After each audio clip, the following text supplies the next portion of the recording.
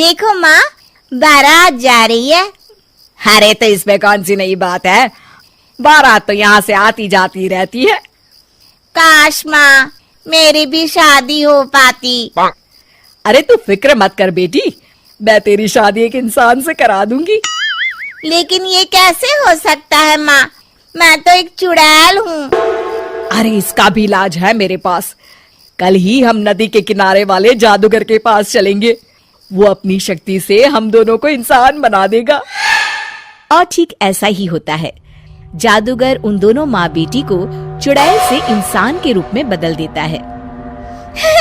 ये तो कमाल हो गया माँ, अब तो मुझे कोई पहचान नहीं पाएगा। ये भभूति रखो, इसे हर रात खा लेना, वरना सुबह तुम अपने असली रूप में आ जाओगी। जी जी बिल्कुल खा लूंगी। कुछ दिनों के बाद चुड़ैल की माँ अपनी बेटी की शादी धोखे से हरीश नाम के लड़के से करवा देती है। फिर एक दिन, अरे मान गए हरीश, इतनी सुंदर पत्नी तो किस्मत वालों को मिलती है, और एक तुम हो कि खुश होने के बजाय हमेशा तुम्हारा मुंह हारे हुए लीडर के चमचे की तरह लटका रहता है। अरे सुन भाई, मेरी पत्नी सुंदर है तो क्या करूं, नाचूं? देख लाला, सुबह सुबह मेरा दिमाग खराब मत कर। अरे वो सब तो ठीक है, लेकिन एक बात मेरी समझ में नहीं आती, तुम हर दूसरे दिन कम से कम 10 लोगों का राशन खरीद कर ले जाते हो। अरे आखिर तुम इतने राशन का करते क्या हो? तुम्हारे घर में तो खाने वाले सिर्फ 4 लोग हैं। अरे तुझे मेरे घर की बातों से क्या लेना देना, तू चुपचाप अपनी दुकानदारी कर, वरना यहाँ दुकानों की कमी नहीं है। इतना कहकर हरीश वहाँ से चला जाता है। हरीश जैसे ही घर पहुँचता है, हे भगवान, ये क्या हो गया, मेरी तो किस्मत ही फूट गई।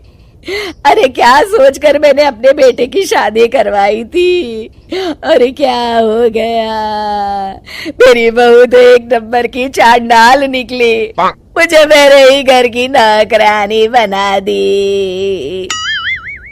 ए कमला, क्या बड़बड़ कर रही है? चुपचाप काम नहीं कर सकती क्या? ठीक है बहू, रो मत माँ, सब ठीक हो जाएगा। अरे ओ माँ के बच्चे, पहले ये बता तुझे घर आने में इतनी देर कैसे हो गई? अरे भाग्यवान, मैं दुकान से राशन खरीद रहा था। आखिर तुम 10 लोगों का खाना अकेले खा जाती हो, इसलिए हर दूसरे दिन राशन खरीदने जाना पड़ता है। अरे चल ठीक है।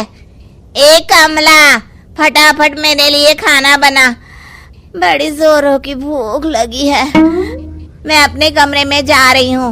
ए हरीश, चल मेरे पैर दबा। मेरी समझ में नहीं आता, ये बहू आखिर हमसे किस जन्म का बदला ले रही है, हमने इसका क्या बिगाड़ा है? अरे नाश पिटी, ये सब तेरी वजह से हुआ है, तुझे ही बड़ी जल्दी थी अपने बेटे की शादी करवाने की। अरे तो इसमें मेरी क्या गलती है जी, जो हर माँ करती है मैंने भी तो वही किया है ना। सही तरीके से जांच पड़ताल तो कर लेती कि लड़की कैसी है, स्वभाव कैसा है। इस तरह आंसू बहाने से अब कोई फायदा नहीं, जो गलती की है अब तो उसकी सजा भुगतनी पड़ेगी। आपका ये भाषण सुनने का वक्त नहीं है मेरे पास, मैं तो चली रसोई घर में खाना बनाने, नहीं तो ये डायन मुझे ही पकाकर खा जाएगी। कमला रसोई घर में चली जाती है। इस तरह हरीश और उसके घर वालों की जिंदगी नरक बन जाती है। कुछ दिन बीत जाते हैं। फिर एक रात, आज तो खाना खा के मजा आ गया। कुछ भी कहो, मेरी बुढ़िया सास खाना एक नंबर का बनाती है। और ये कामचोर हरीश क्या कर रहा है? ए लड़के, ठीक तरह से पैर दबा। आज तो मुझे बहुत नींद आ रही है। इस तरह उस रात चुड़ैल जादूगर की दी हुई भभूति खाना भूल जाती है। अगली सुबह अपनी बगल में लेटी चुड़ैल को देखकर हरीश की आंखें फटी की फटी रह जाती है। अरे मर गया रे, ये क्या, ये भाग्यवान तुम तो एक चुड़ैल हो।